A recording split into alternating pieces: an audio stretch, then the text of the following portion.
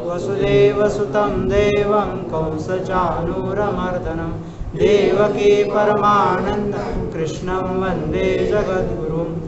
ओम नमो जी आद्य वेद प्रतिपाद्य जय जय आत्मरूपा योगस्थः कुरु कर्माणि संगं त्यक्त्वा धनंजय सिद्धिसिद्ध्यो समो भूत्वा समत्वम योग उच्यते।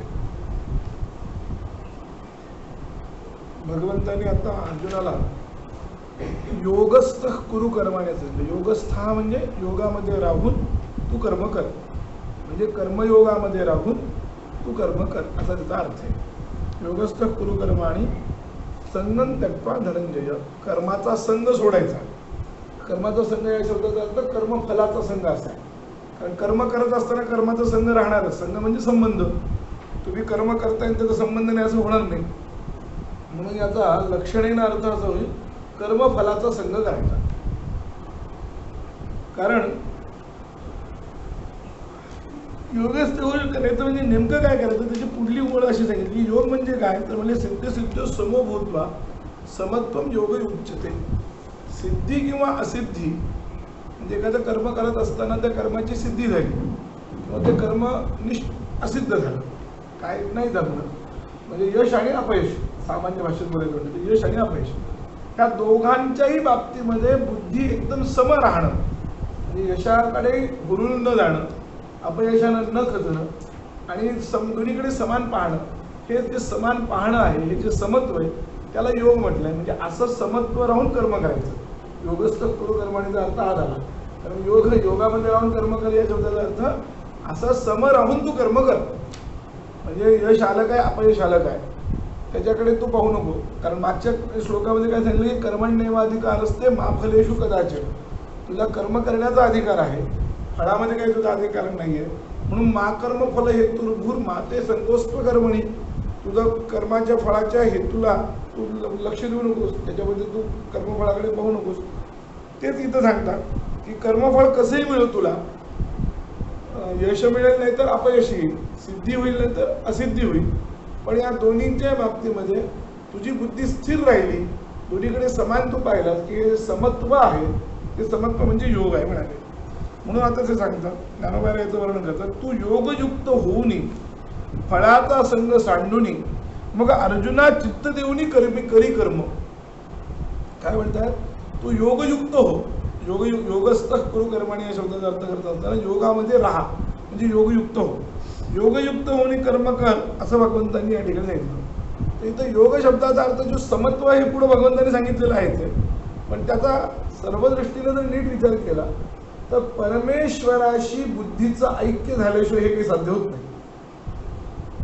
कर्मामध्ये सिद्धी किंवा असिद्धी ही स्थितीमध्ये सम राहण्याची स्थिती केव्हा होते, बुद्धीचं परमेश्वराशी ऐक्य झालं पाहिजे। आत्ता सध्या आपली बुद्धी जी आहे ती देहाधिकांच्या ठिकाणी ऐक्य पावलेली आहे। तादात्म्य आपल्या बुद्धीचं कोणाशी आहे, देहाधिकांच्या ठिकाणी। देह माझा आहे, अमुक माझं आहे, तमुक माझं आहे, कर्म माझं आहे, त्याच्याशी तादात्म्य पावलेलं। ज्यावेळेस तुम्ही कर्माशी तादात्म्य पावाल किंवा देहाशी तादात्म्य पावाल त्यावेळेस तुमचं कर्म करत असतानाचं समत्व हे काही तुम्हाला साध्य होणार नाही। समत्व जर साध्य व्हायचं असेल तर त्याला एकच पर्याय आहे, बुद्धीचं या सगळ्यातलं तादात्म्य काढून बुद्धीचं तादात्म्य परमात्म्याशी लावणं, म्हणजे परमात्म्याशी ज्यावेळेस बुद्धी म्हणजे तुमची बुद्धी परमात्म्यात पूर्ण ठेवणे, योगस्थ या शब्दाचा हा अर्थ झाला बुद्धी पूर्ण परमात्म्याच्या ठिकाणी ठेवून कर्म करा। सिद्धी सिद्ध समत्वम वगैरे सगळं होऊन जातं। मग सिद्धी झाली काय असिद्धी झाली काय ती परमेश्वराची इच्छा होती। भक्तिशास्त्राच्या भाषेत जर बोलायचं जर झालं तर जे कर्म करायचं ते भगवंताची इच्छा म्हणून करायचं, आपली इच्छा तिथे लावायची नाही। भक्तिशास्त्राच्या दृष्टीने जर केला म्हणजे ते कर्म चांगलं असेल तरी भगवंताची इच्छा, वाईट असेल तरी भगवंताची इच्छा, ते चांगलं म्हणजे उत्तम सिद्ध झालं तरी भगवंताची इच्छा आणि अपयश झालं असफल झालं तरी भगवंताची इच्छा। हे असं करून या पद्धतीनं जर तुम्ही विचार केला आणि बुद्धीचं तादात्म्य देहाशी, कारण काय होतं देहादिकांशी जर बुद्धीचं तादात्म्य झालं तर अपयश आल्यानं माणसाला खचण्याची शक्यता जास्त असते, त्याचा अहंकार खेचला जातो या सगळ्यामध्ये, किंवा यश आलं तर अहंकार वाढतो, अपयशामध्ये अहंकार ठेचतो, यशामध्ये अहंकार वाढतो. एकीकडे माजण्याची शक्यता आहे, एकीकडे खचण्याची शक्यता आहे. बुद्धीचं जर त्या याच्याशी संबंध असेल तर आपल्या देहाधिकांशी असं राहून होणार नाही. म्हणून भगवंत सांगतात की बुद्धीचं, तो योग शब्दाचा अर्थ या ठिकाणी हा केला त्यांनी की बुद्धीचं आणि परमात्म्याचं ऐक्य. म्हणजे ऐक्य करायचं म्हणजे बुद्धी पूर्णपणे परमात्म्याच्या ठिकाणीच लावायची, इतर कुठल्याही ठिकाणी लावायची नाही. असं जर केलं तर मग मात्र, कारण बुद्धीचा एक स्वभाव आहे की तत्वधियावी स्वभाव हा, की तत्वनिर्णय आहे धियाम स्वभाव असं म्हटलं. तत्वपक्ष पाहतोही धियाम स्वभाव किंवा तत्वनिर्णय आहे धियाम स्वभाव. याचा अर्थ असा की तत्वाचा पक्षपात करणं हा बुद्धीचा स्वभाव आहे. तत्वाचा निर्णय करणं, बुद्धीचा स्वभाव जो आहे तो तत्वाचा निर्णय करणं हा आहे. त्यामुळे तत्वाचा निर्णय करायचा जर असेल तर तो इथं तत्व म्हणून कोण असेल, तो परमात्मा. त्या परमात्म्याशी बुद्धीचं ऐक्य करून मग तो कर्म कर म्हणून सांगितलं त्यांनी. तो योगयुक्त होऊनी, म्हणजे योगयुक्त होऊनी या शब्दाचा अर्थ झाला बुद्धीशी परमात्म्याचं तादात्म्य प्राप्त करून फळाचा संग सांडून. ही पहिली अट झाली, बुद्धीचं तादात्म्य प्राप्त करून.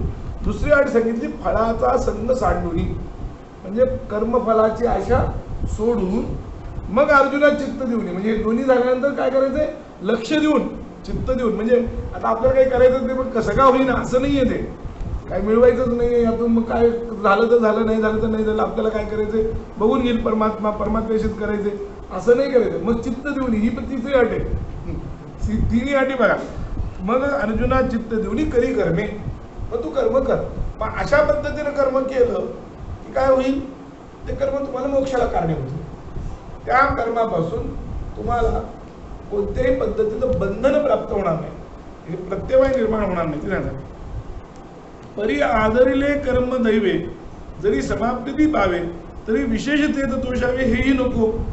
शिवाय हे कर्म करत असताना सहजपणे दैव योगाने ते कर्म पूर्ण झालं विशेष, तर त्या ठिकाणी शांत बसून राहावं आणि त्याच्याबद्दल आदर व्यक्त करावा. आणि पुन्हा हे म्हणू की हेही नको, म्हणजे याच्याबद्दल फार आनंद मानू नये. दैवी आलंय तर ठीक आहे, समाधान मानावं. दैवतः ते कर्म पूर्ण झालं, फळ आलं, यश आलं ज्याला, तर समाधान मानून तिथं ते थांबावं. पुन्हा त्याच्याकडे म्हणजे हे समाधानाचाही त्याग करावा. हेही नको या शब्दाचा अर्थ असा आहे, ते कर्मफळ झाल्यानंतर त्या कर्मफळाचं जे समाधान आपल्याला प्राप्त होतं त्या समाधानाचाही त्याग केला पाहिजे. म्हणजे कर्मयोग कसा आहे ते पहा. कर्मयोगामध्ये हे एक एक गोष्ट फार अवघड आहे. पहिल्यांदा बुद्धीचं आणि परमात्म्याचं तादात्म्य संपादन करणंही आवश्यक आहे. म्हणजे बुद्धी कायम परमात्मा विषयकच चिंतन दिलं गेलं पाहिजे पहिलं. दुसरं कर्मफलाची आसक्ती सोडणं. तिसरं कर्माचं पासून मिळवायचं तर काहीच नाही, पण तरी सुद्धा सगळं लक्ष देऊन काम करायचं सगळं. म्हणजे त्याच्यात मग आदिभौतिकदृष्ट्या जे जे काही करता येईल ते सगळं करायचं. तसं श्रीकृष्ण परमात्म्याने जे काही कर्म केलं ते कर्म करत असताना त्यांनी आदिभौतिकदृष्ट्या जे आवश्यक असेल ते सगळं केलं. काही ठिकाणी युद्धात पळूनही गेले, ते काही ठिकाणी कुटील डावही टाकले.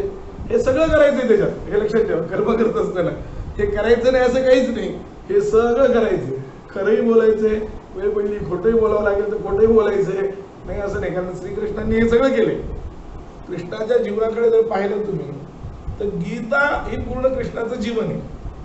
जे गीतेमध्ये भगवंताने उपदेश केला तो सगळ्याचा सगळा उपदेश हा त्यांच्या जीवनात आहे. म्हणजे त्यांचे किती विचार असेल विचार करा. अश्वत्थामा मेला, हे जी घटना घडली, तर ही घटना आपल्याला असं वाटतं महाभारत पाहत असताना की त्याच वेळेस झाली. श्रीकृष्णांनी याची तयारी 8 वर्षापूर्वी केली होती. ज्यावेळेस हा हत्ती जन्मला होता त्यावेळेस श्रीकृष्ण, युधिष्ठिर आणि अर्जुन तिघं बसले होते बोलायला.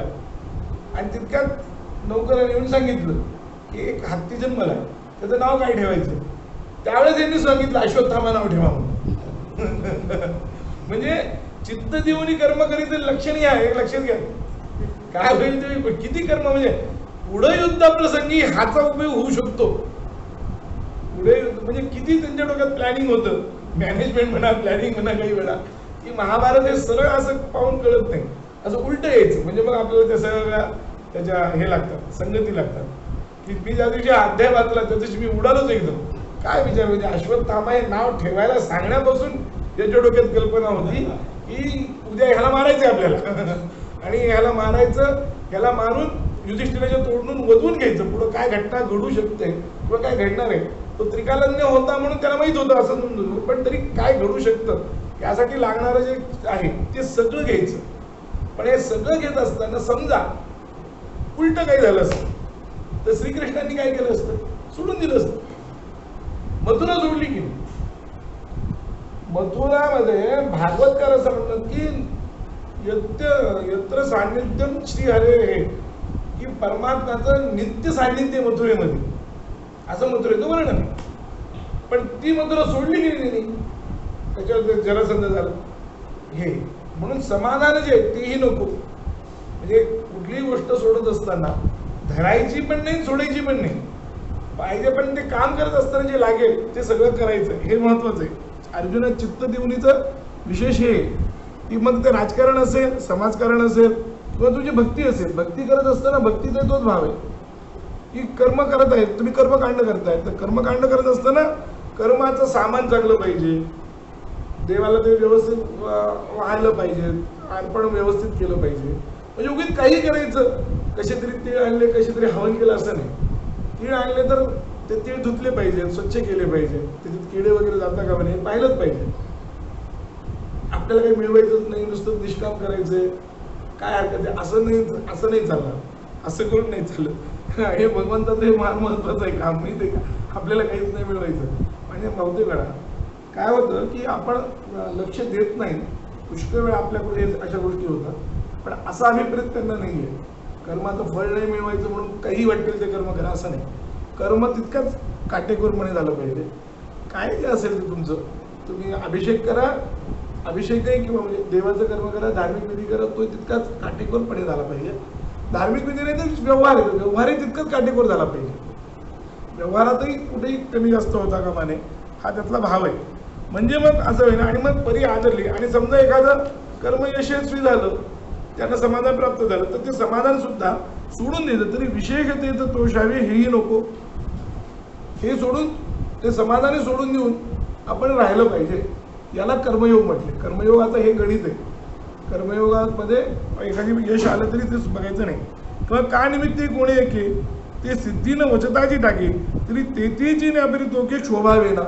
किंवा एखाद्या वेळेस एखादं कर्म सुरू केलं, सगळं झालं, पण सिद्धी नाही झाली त्याची, मध्येच थांबलं, काही विघ्न आलं, काही अशी प्रसंग आले की ते कर्म सोडून द्यावं लागलं, तरी अशी समजा आली तरी तेथीची अपरितोखे क्षोभावे ना. अपरितोखे म्हणजे अपरितोषाने. मग तिथं क्षोभ होता कामा नये, असंतुष्टपणे त्याचा क्षोभ होता कामा नये. म्हणजे सिद्धीला गेलं म्हणून आनंद होता कामा नये, आणि असिद्धी झाली, कर्म अर्धवट सोडावं लागलं मला, त्यामुळं त्याच्याबद्दल क्षोभही होता कामा नये. हा सर्वात महत्वाचा भाग आहे. आचरता सिद्धी गेली तरी कादाची कीर आली, परी ठेवी आहे सगळं झाले ऐसीची मानी. सिद्ध झालं, कर्म केलं, सिद्धी झाली तर ठीकच आहे. कर्म सिद्धीत गेलं, नाही सफल झालं तरी ठीक आहे. अशी दोन्ही भूमिका असली पाहिजे आपली, हे ते सांगतात. की आचरता सिद्धी गेले तरी कादाची कीर आले. कादाची म्हणजे कर्म करताना कीर आलं म्हणजे विघ्न आलं, तरी परी ठेविया सगुण झाले ऐसेचे वाणी. जसं असेल तसं झालं, जे झालं ते परमात्म्याची इच्छा. म्हणजे मी जे काही काम करेन ते सगळं परमात्म्याची इच्छेनं होईल. हा त्या कर्मयोगाचा सर्वात मोठा सिद्धांत आहे. नाही, प्रयत्नांती परमेश्वर म्हणजे तुम्हाला फळाची अपेक्षा आहे. फळ नाही, फळाची अपेक्षा नाही करायची. प्रयत्नांती परमेश्वर म्हणजे फळ मिळेल नाही मिळेल. शेती काढली, 1 लक्षाने नांगरलं, नांगरण झालं, पाऊस पडेल ना पडेल, तिथं तुमचा प्रयत्न काय कामाचा? तुमचा प्रयत्न काहीच करू शकत नाही त्या पावसाला. अशा प्रसंगी जे काही आता आलं धान्य, पाऊस चांगला पडला, धान्य आलं, परमात्म्याची इच्छा. नाही पाऊस पडला, सगळं सत्यानाश झाला, तरी परमात्म्याची इच्छा. कळलं का? हे प्रयत्नांती परमेश्वर म्हणलं की काय होतं की त्याच्यात तुम्ही फळाची अपेक्षा ठेवता, तो मुद्दा नाही, हा मुद्दा वेगळा. असे पुष्कळ प्रसंग असतात, पुष्कळ काम आपण सुरू करतो, खूप कामं करतो, बरेच कामं अर्धवट सोडावे लागतात, काही वेळ होत नाही, सोडले सुटले म्हणून त्रागा करायचा नाही, त्याच्याबद्दल फार ताण घ्यायचा नाही, आणि एखादं खूप कामं केले म्हणून उगीच फुशारक्या मनात फिरायचं नाही किंवा त्याचा खूप आनंदही साजरा करायचा नाही. म्हणजे आनंद साजरा करायचा नाही, दुःखही साजरं करायचं नाही. सोपं भाषेत जर बोलायचं झालं, चेहऱ्यावर तुमच्या आनंदाची रेगा उठता कामा नये आणि दुःखाची रेगा उठता कामा नये.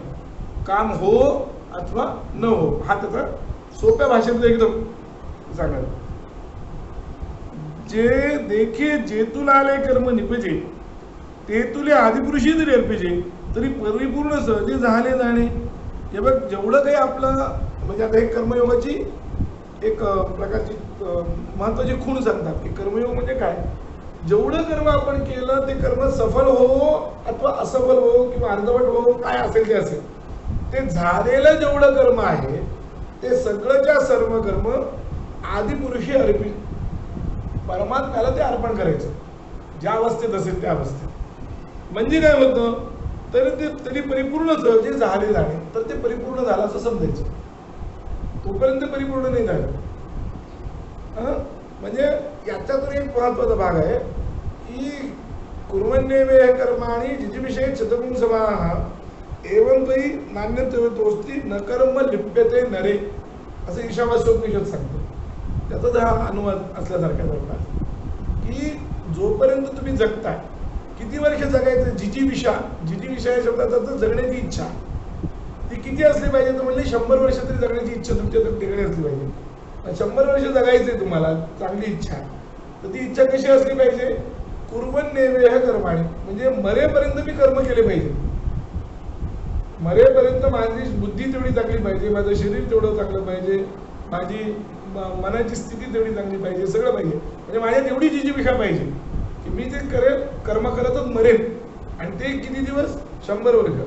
अशा पद्धतीने कर्म जर करत गेलात तुम्ही, जे काही कर्म करा, तर म्हणाले एवं तरी नान्यतेतोस्ति न कर्म लिप्यते नरे. या पद्धतीने कर्म केलं की ते कर्म लेप होत नाही, कर्म लेप होत नाही. म्हणजे भगवंतांनी सांगितलेले जे कर्म, इथं कर्म शब्दाचा अर्थ जे आहे ते सरळ म्हणजे गीतेत काय, ज्ञानेश्वरीत काय किंवा उपनिषदात काय, कुठेही कर्म शब्दाचा जो अर्थ आहे तो सरळ सरळ वेदविहित कर्म असाच आहे. वेदविहित कर्म करत असताना ते कर्म किती सिद्ध झालं, किती असिद्ध झालं, त्याचं फळ मिळालं की ते नाही मिळालं, काही प्रसंग असे येतात की त्यावेळेस कर्म सगळं सोडून द्यावं लागतं. एकदम राष्ट्रावर विप्लव आला, राष्ट्र विप्लव काही आलं, संकट आलं, तर त्यावेळेस थोडी तुम्हाला शास्त्र सांगते की संध्या करत बसा म्हणून, तर संध्या सोडवायला सांगितली शास्त्रानं. आता अशा प्रसंगी त्रागा होता का, अशा प्रसंगी त्रागा होता का नाही, आणि समजा सगळं चांगलं आहे तर अशा प्रकारे खूपही आनंद होता कामा नये, असं त्याचं तात्पर्य. बरं, जे काही कर्म केलं तुम्ही ते ज्या पद्धतीत असेल ते सगळं कर्म परमात्म्याला अर्पण करा.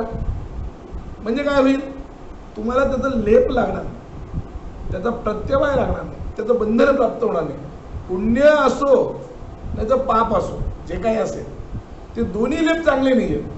कर्मापासून निर्माण झालेलं पुण्यही चांगलं नाही आणि कर्मापासून निर्माण झालेलं पाप तर चांगलं नाहीच आहे, पण पुण्य पण चांगलं नाही. कारण पुण्य सुद्धा तुम्हाला बंधनाला कारणीभूत होतं.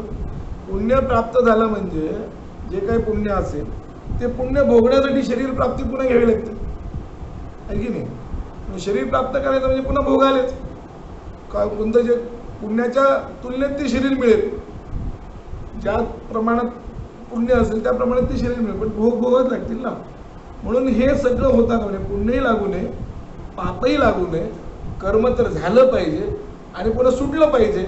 यासाठी ही गुलथी आहे, या सगळ्याची चाबी ही आहे की तुम्हाला जर असं वाटत असेल तर तुम्ही काय करा की जे काही तेतुले आदिपुरुषी जरी अर्पिजे, तेतुले म्हणजे तेवढंच, जेवढं कर्म झालं तेवढं कर्म, ज्या अवस्थेत असेल, जसं असेल, काय असेल ते सगळंच्या सगळं कर्म आदिपुरुषी जरी अर्पिजे, परमात्म्याला जर ते अर्पण केलं तरी पूर्ण परिपूर्ण सहजे झाले जाणे, ते कर्म परिपूर्ण झालं असंच समजावं.